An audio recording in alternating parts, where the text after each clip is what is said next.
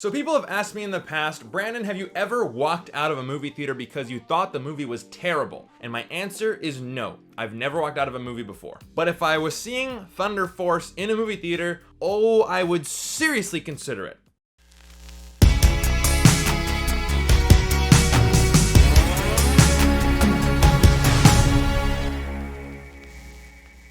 Hey everybody, my name is Brandon, aka the BrandoCritic, and I'm here to help you. My service will be pointing you in the direction of movies worth checking out, and today I'm giving you my honest, no BS take on Thunderforce. If you guys are new to the channel and you guys want to see more videos just like this, then definitely hit like and subscribe. I would really appreciate it. And so do my partners at Movie Scene Canada, so you make sure you check them out as well. The link will be in the description. They got a ton of contests on there right now, and you could be the next lucky winner. So, we have Thunderforce. You gotta say it in a really deep voice. They even have a whole joke about that in the movie.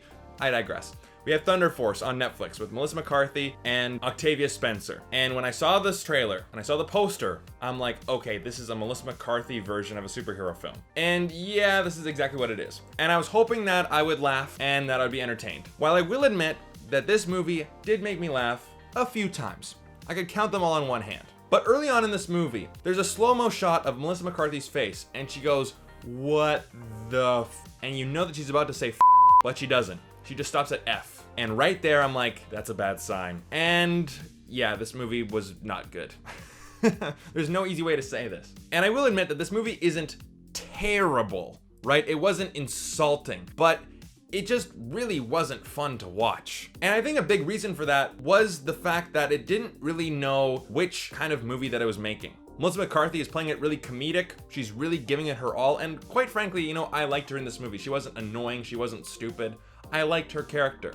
But then Octavia Spencer, it seemed like she was in a different movie. She was playing it more straight. She had a couple of jokes, of course, but they just seemed at odds with each other, that they didn't really know what kind of movie they were making. You either go full comedy or full superhero, and they kind of have a weird mix of both, and it just feels like this awkward, watered down version of Shazam. Because like Shazam, at least in my opinion of course, that movie had a cohesive vision. The villains were actually developed and they had stakes. The humor was consistent throughout the entire thing, very funny, and it had that over-the-top, cheesy superhero nature to it. This movie, the villains are an afterthought, right? They do a couple of double crosses in this movie, and you know exactly who they are. As soon as you see these characters on screen, you're like, okay, they're pretending to be good, they're really bad guys. Automatically, you knew. So predictability is a problem. Not only that, but they are extremely weak. Even for a movie like this, they are extremely weak, and they have a lot of lame jokes. And speaking about the jokes, they're not consistent either. While I wish that this movie was maybe R-rated, maybe I think that the jokes could have really, you know, heightened the experience, especially with Melissa McCarthy. You know, if she goes on those swear rants, they're hilarious. I think this movie could have really used those, but the humor is just so awkward, and it's random too. There's a whole section about Melissa McCarthy falling in love with this guy, and I won't spoil that if you guys really want to see what happens, but it's so out of nowhere. It's so random. But just because it's random doesn't mean it's funny.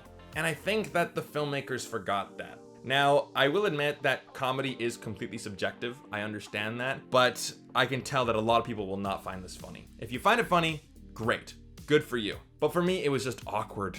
And the runtime, this movie was way too long. However, I feel like if you established more of the characters and backstory and villains in the first act and really laid a foundation, then I feel like at least this movie would have been passable. Sure, the jokes wouldn't have been as funny, and I will admit, I laughed a couple times. Some jokes slipped through the cracks and made me laugh out loud. There's a couple knee slappers, I will admit. But overall, you just feel this rushed, uncohesive mess. I don't want to say disaster, but it's just messy. So for my overall rating, I'm gonna give it a 1. Not for me. This movie isn't terrible. It's watchable. It's not insulting. But I've seen movies do a better job at almost everything in this movie.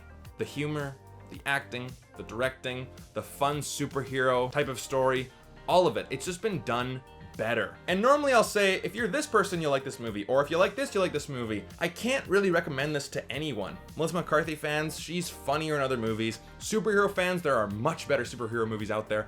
Fans of just crappy Netflix movies, I feel like there are crappier Netflix movies out there to watch that are more enjoyable. So this is just an awkward middle ground where you can't really recommend it to anybody. And that is an hour and 45 minutes that I will not get back. So it's unfortunate to say, but it's just not for me. But what about you guys? If you guys do see Thunder Force, tell me, is there a single silver lining that you have found? Whatever that is, let me know down in the comment section down below. And if you guys are new here and you want to see more videos just like this, then definitely hit like and subscribe. I really do appreciate all the support. I take none of you guys for granted, and I will see you guys in the next video. Take care.